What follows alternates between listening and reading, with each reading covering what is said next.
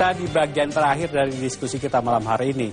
Prof. Renald, kalau kita melihat Indonesia masa depan, itu adalah ada di tangan-tangan adik-adik ini. Dan mereka itu akan menghadapi dunia yang semakin terbuka, semakin tidak ada batasnya.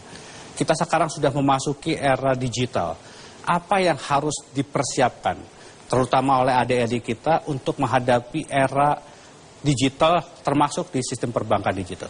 Ya, saya kira yang pertama adalah, ini diskusi saya dengan Pak Asmawi pada waktu itu, akan ada dua jenis SDM. Yang pertama adalah SDM yang takut kehilangan pekerjaan karena ancaman-ancaman hal baru seperti ini. Dan yang kedua adalah SDM yang justru perusahaannya takut kehilangan mereka.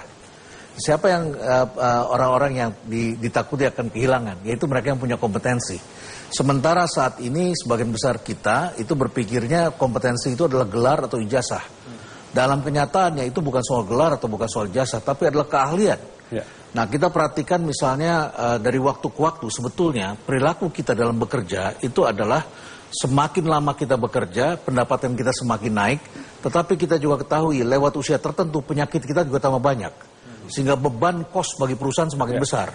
Sehingga kemudian karena Indonesia menghadapi suatu sistem atau satu keberadaan, yaitu demografi kita, yang disebut dengan bonus demografi, adik-adik ini kompetisinya akan banyak sekali. Lihat saja, banyak sekali yang usianya sama, semudah mereka rebutan di mana-mana. Dan mereka tidak boleh terlena ya, Prof? Mereka tidak boleh terlena, karena yang menentukan mereka ke depan itu adalah kompetensi mereka, kreativitas mereka, dan tidak boleh latah.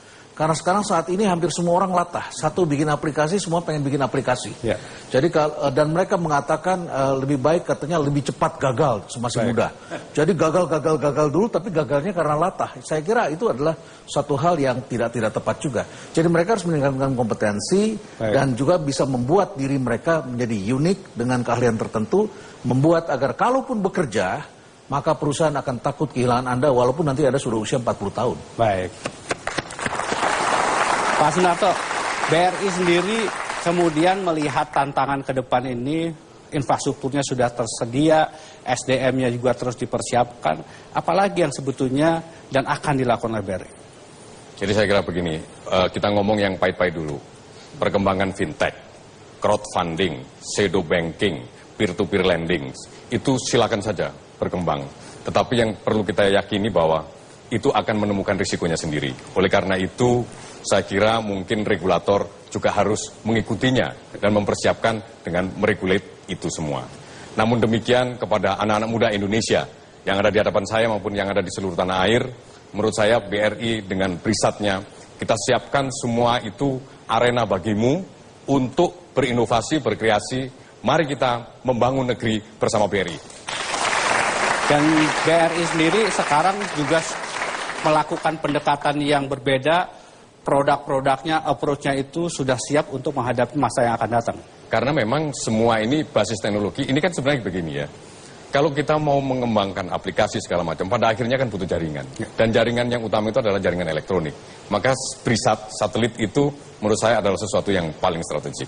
Sehingga kalau tadi dikatakan ada dua generasi. Generasi yang takut kehilangan pekerjaan sama generasi yang siap menciptakan pekerjaan.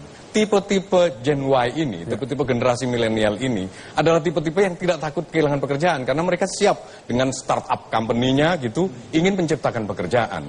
Dan untuk itu semua butuh ruang, butuh infrastruktur. Dan infrastrukturnya itulah yang BRI sudah siapkan. Maka sekali lagi saya katakan, jangan takut menghadapi masa depan.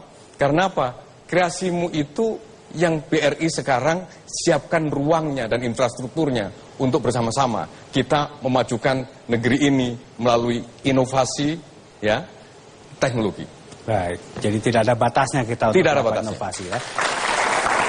Pak Firdaus, kalau di awal tadi saya menyampaikan peringatan disampaikan oleh mantan Gubernur Bank Indonesia Pak Budiono bahwa ke depan ini kita akan menghadapi tantangan yang tidak mudah, ketidakpastian politik dan kemudian perlambatan ekonomi global. OJK sendiri apa yang kemudian ingin disampaikan kepada perbankan dan juga masyarakat untuk sama-sama menjaga dan mengawal supaya kemudian goncangan seperti 1998 itu tidak terulang? Ya, tentunya kita dengan seluruh lembaga keuangan termasuk perbankan berusaha menjaga ini semuanya. Jadi misalnya pemerintah telah melahirkan undang-undang mengenai katakanlah semacam jaring pengaman.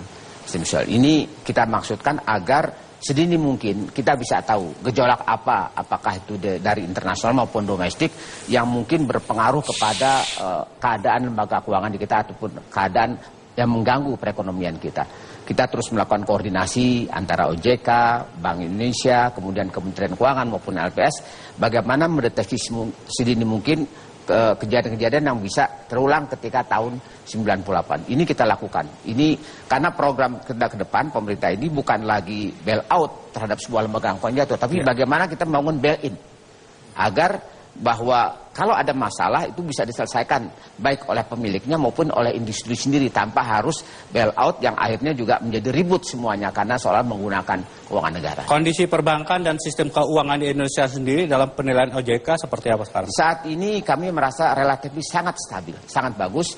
Kalau kita bicara misalnya katakanlah CAR, ya, Capital Adequacy Ratio, itu sekarang rata-rata di perbankan sekitar 17-18%. Jauh dari persyaratan minimal yang kita persyaratkan. Begitu juga misalnya NPL, ya masih terkontrol di bawah, ya masih sekitar 2,5%. Itu artinya 2-2,5%. Itu kan masih terkontrol.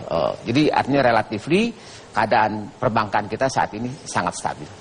Pak Sunarso, satelit BRI sendiri yang baru diluncurkan itu sekarang sudah dioperasikan oleh putra-putri Indonesia. Ya. Kapan akan sepenuhnya beroperasi untuk menjangkau seluruh masyarakat dan juga melakukan pelayanan BRI kepada masyarakat? Jadi nanti kalaupun kita operasikan penuh, bagian daripada risk management tetap kita swapkan dengan provider lain, ya, sehingga itu kalau misalnya kata ada apa-apa kita masih punya backup. Namun demikian saya sampaikan kepada semuanya di sini bahwa satelit BRISAT itu sekarang sudah 100% dioperate oleh putra-putri terbaik bangsa Indonesia yang ada di BRI. Jumlahnya sekitar 53 orang yang dididik dengan sangat disiplin di pusatnya dulu waktu kita kirim ke Palo Alto, dan sekarang itu semua sudah pulang ke Indonesia untuk mengoperate itu. Kemudian kapan itu akan mulai bisa benar-benar terpakai, ya? Sekarang ini kita menggunakan digital branch yang ada di Terminal 3 di Bandara Soekarno-Hatta. Itu sudah full disupport oleh BRISAT. Dan kemudian kalau nanti akan menjangkau seluruh Indonesia mungkin butuh waktu karena kita mesti melakukan penyesuaian-penyesuaian yang ada di receivernya itu untuk diarahkan ke satelit, itu mungkin butuh waktu 3 bulan sampai 6 bulan lagi. Baik, mudah-mudahan itu betul-betul menjadi simbol kita memasuki era perbankan digital dan dengan itulah Indonesia akan maju. Terima kasih Pak Sunarso, terima kasih Pak Firdaus, terima kasih Prof. Renat Kasali. Berakhirlah Ekonomi Challenge pada pekan hari ini. Kita berjumpa kembali pekan depan. Saya Suryo Pratomo dan rekan Sana Leona Samuel Mondiri. Terima kasih dan selamat malam.